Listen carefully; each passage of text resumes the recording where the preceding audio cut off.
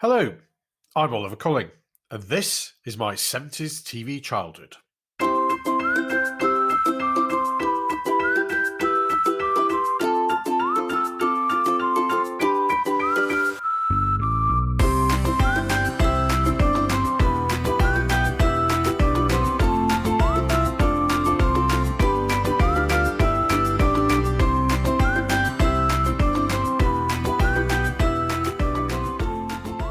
Hello again, and welcome to my 70s TV childhood, a podcast which is dedicated to remembering what it was like to grow up as a child in 1970s Britain, and the central part that TV played in our lives. This is our 25th episode, so thanks for being with us. And they said it wouldn't last. We now have listeners in 36 countries across the world, for which I'm very grateful. If you are listening outside of the UK, I'm especially happy to have you here with us. If you're enjoying the show wherever you're listening, you can support us by signing up to one of our memberships at www.patreon.com/Oliver Colling, where you'll find more details of our Tufty Club and Blue Peter Badge memberships. Now, I've always been an animal lover. My wife and I have currently got 2 cats and have got another kitten on the way to join us in April. I think that the UK population in general have got a real affinity with our friends in the animal kingdom.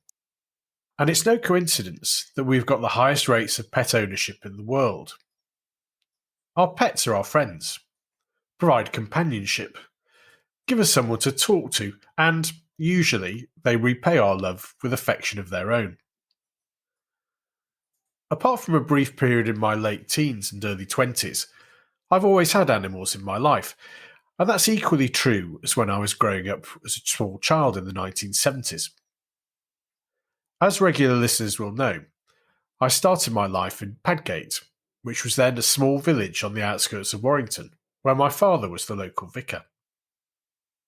We lived in a Victorian vicarage with a big garden, and there was a succession of wildlife to be seen all year round, ranging from hooting owls in the trees to stoats and weasels silently slinking their way in and out. There were also a number of pets, starting with Flopsy the Rabbit and Henrietta, who was, well, a hen, obviously. Now, I don't remember where Flopsy came from, but she was a very pretty black and white rabbit who lived outside in a hutch in the old stable block, as rabbits tended to do in the 1970s, and we used to go into the stable and let her out to run around. My mother felt sorry for Flopsy, as she was a bit of a soft touch with animals, and she thought it was cruel for her to be kept in a hutch, so she let her run free for long periods during the day. Now, this was very far-sighted in terms of animal treatment. I mean, now, rabbits tend to have long runs and lots of space to exercise, but then it was the hutch or nothing. So well done to my mother on the one hand. On the other hand, Flopsy really enjoyed her freedom, and, not having the homing instincts of a carrier pigeon, used to run off and join the wild rabbits who resided in their thousands on what was an old RAF base on the other side of the village. She was a very distinctive-looking rabbit, being black and white compared to the brown of the wild rabbits, and also very domesticated. So, on a number of occasions, my father managed to find her, pick her up, and bring her home, where she would sit brooding in her hutch, dreaming of her wild rabbit friends until the next chance of escape came along, which she would take readily. After about 6 successful escape attempts, my parents gave up trying to bring her back, and Flopsy was left to run wild with her friends on the RAF camp. At least, that's what they told me and my sister. You don't think something else might have happened, do you? Surely not. I think that really was what happened, as it would take some effort to stage her escape half a dozen times before letting her go finally, wouldn't it? Wouldn't it? Anyway, Henrietta the Hen was an old, rather bad-tempered hen, which my mother found clucking on the doorstep early one morning on a cold winter's day. She again lived in the old stable, and clucked her way around the garden, pecking at anything which looked like food and pecking at anyone who got in her way. One of my mother's friends, who was a farmer's wife, laughed when my mother said she was hopeful of some eggs. In the way that some farmers are, she laughed and then said to us, "You'd be better off wringing that bird's neck and sticking it in the pot for dinner." But my mother, again a bit of a softie, persevered, and a couple of months later, on Easter Sunday, Henrietta laid her first egg, and continued to do so regularly thereafter. As I said, she was an old hen, so it wasn't particularly surprising when we found her dead on the doorstep one day during a very cold spell of weather. It seemed like she'd frozen to death. My sister and I insisted that Henrietta be buried, so my father dug a small hole next to the churchyard wall and buried her whilst my sister and I held our own funeral service. We enjoyed it so much that whenever a dead creature was found by one of us in the garden, my father had to get his shovel out and find time for yet another animal burial and funeral. Over a few years, a collection of birds, mice, even a large owl was subject to our burial rites, and thankfully, there was plenty of room for new graves in the garden. Apart from trying to keep ladybirds and another of other insects in matchboxes, which patently wasn't a good idea, we also went through a number of goldfish. Now, I don't want to shock any of our younger listeners, but once a year, the fair came to Padgate at the time of Padgate Walking Day, and one of the most popular prizes on offer were live goldfish in a plastic bag. I know it sounds very cruel and unpleasant, but we didn't know any better then. As an aside, for those who don't know, walking days are a tradition in parts of the northwest, where groups of churches walk through towns and villages as, well, I suppose, a walk of witness. Traditionally, these walks were a local holiday, and certainly in Warrington, it also meant that Silcox Fair came to town. As a child, that was very exciting, particularly as one of the traditions was that people watching those walking during the day would give money to the walkers, which then invariably got spent on the fair. Anyway, my parents would always make sure that my sister and I both had a goldfish to bring home with us from the fair, and they would go into a bowl in the kitchen where they swam around for a while. Often, I'm afraid they would expire within a day or two, but I do remember one of my sisters living for several years. It was also at Padgate that we first had a cat, Tibby, who was a stray adopted by the family once my parents had discovered that my sister and I had been secretly feeding her. She settled in very well and had 2 lots of kittens before eventually being neutered. Today, we're well aware of how many unwanted cats there are in the world, so neutering is taken far more seriously. But back then, it was considered good for the cat for her to have some kittens before being neutered. At one stage, we had 7 or 8 cats running around the garden, which was great, before some of them went off to good homes, and others went to the RSPCA. Even though I must have been no older than 5, I can still remember the trip taking the remaining kittens to the RSPCA. It was a cold, harsh, rather sad place, and despite my parents saying it was for the best, I knew somehow that those kittens were not likely to leave that place. I'm so pleased that our attitudes have changed for the better now, and we've got more organisations who will never resort to putting down healthy animals. Anyway, sorry about that. That's got a bit serious, hasn't it? Well, I suppose that part of growing up is gaining a greater understanding of animals and how we as humans coexist. Looking back at previous episodes of this podcast, it's clear how popular animals were from some of the memories that listeners have discussed. Do you remember Carol in our episode, Blow, Blow the Lightning Tree? From the age of I would think about 7 or 8, I was obsessed with horses. So things, and I was talking to my husband about it actually the other night, and I wonder if my obsession at that time was because we didn't have any. I can't remember seeing a horse in real life until I went to boarding school at the age of 11. So from sort of 7 to 11, anything horsey was a complete obsession for me. So I loved things like Follyfoot is one that I remember vividly. Oh, yes. And mainly because of the cruelty involved in that programme, I think. And I couldn't conceive of these beautiful creatures and them being treated so badly by humans. You know, I couldn't understand how a human being would do that. So wanting to kind of, I don't know, make things better in a way. When I was 11, then being able to ride and joining a stable and looking after a horse and that kind of thing.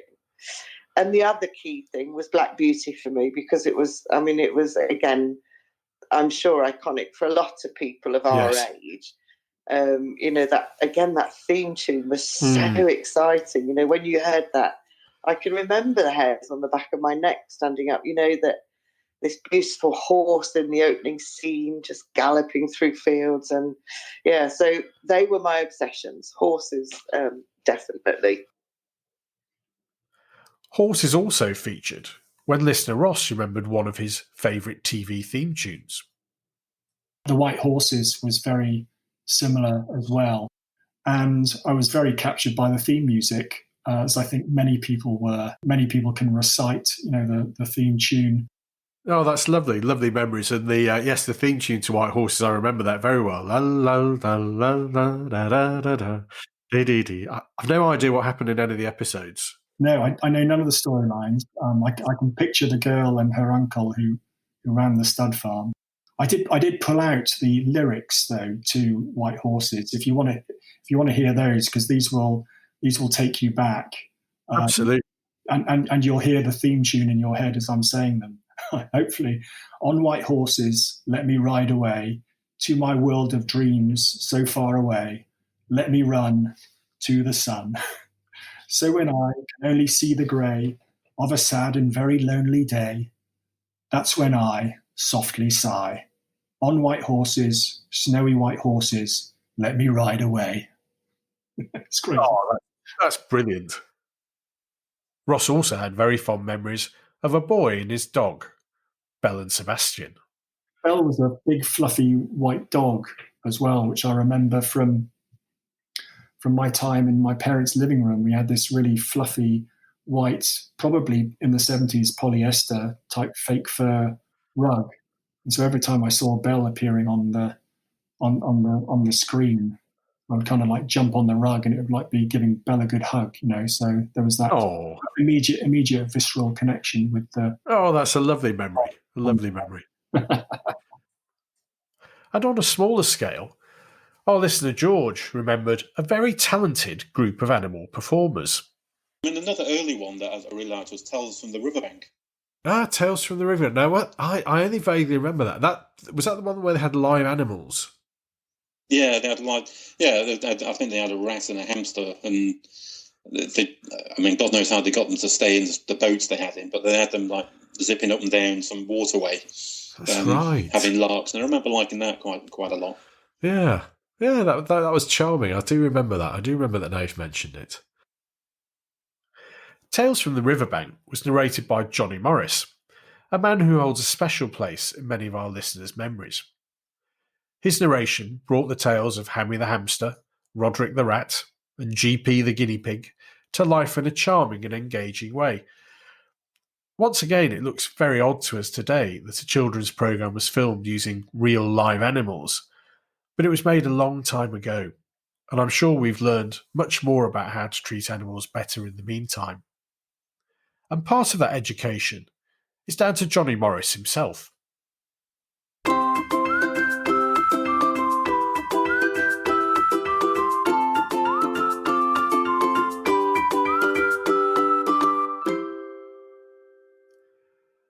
Johnny was best known to most of us as a presenter of Animal Magic, the BBC's long-running zoological themed programme, which ran from 1962 until 1983, and was filmed by the BBC's acclaimed Natural History Unit in Bristol. Johnny's great talent was to explain the world and the behaviour of animals by giving a voice to the animals themselves. Much of the outdoor shot parts of the programme were filmed at Bristol Zoo, where he played a character, Keeper Morris, who would engage with all the different animals, and he would provide comic voices for them. These dialogues were generally witty, but more importantly, educational, and I and a lot of my contemporaries learned a great deal about animals through the show. In the studio-based segments, Johnny used to meet lots of unusual animals, often accompanied by a ring-tailed lemur called Dotty, and in later years by the naturalist Terry Nutkins, who then carried on the zoological children's programming on the BBC with the Really Wild show in the 1980s and 90s, and who often paid tribute to Johnny Morris as a great influence on his life. Johnny Morris was, so the story goes, discovered by a BBC producer in a pub in Bristol just after the war, who heard him telling stories to a group of friends, so signed him up to be a radio presenter. Having worked on local radio for some time, he got his breakthrough on television as the Hot Chestnut Man in a series of short films where he would tell a country tale, usually with a strong moral. This in turn led on to Tales of the Riverbank, and ultimately to Animal Magic. I think the thing I remember most about Johnny Morris is his voice. It made you want to listen to whatever tale he was telling. And when you heard the animals talking to each other, you really felt like he got their personalities to a T. He was, more than anything else, a storyteller, just as he was when discovered in that Bristol pub, and that's why we listened and learned with him. Incidentally, do any of you listening remember Dial a Story? This was a telephone service run by the post office where you could dial 150 or some similar number and listen to Johnny Morris reading a bedtime story.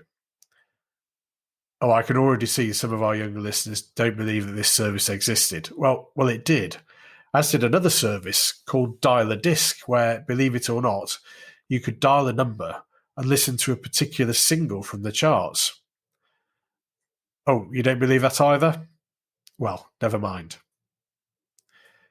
Eventually, however, time caught up with Animal Magic, and it was unceremoniously axed in 1983, something which apparently caused great distress to Johnny Morris himself.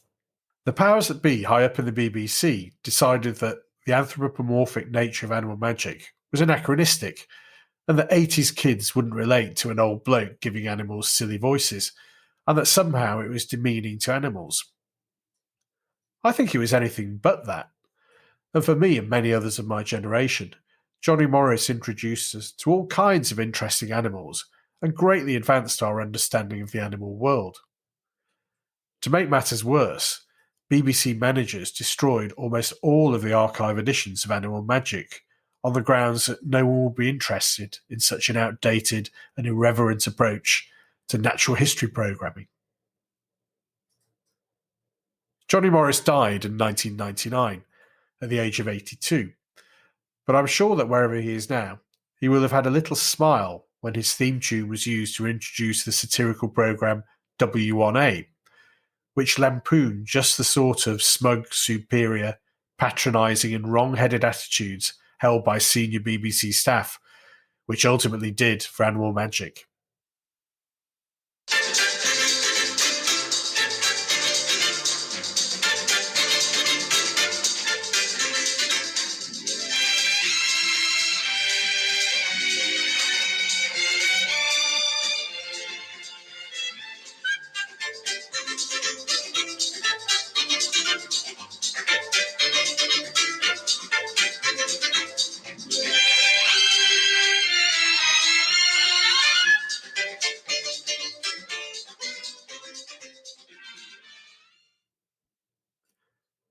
Did you like Animal Magic?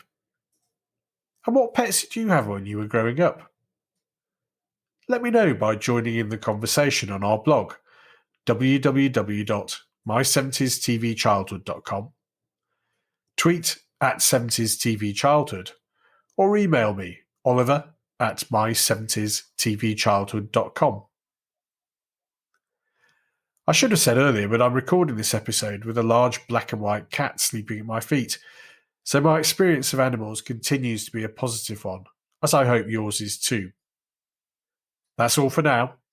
Take care and join me again soon for more from my 70s TV childhood.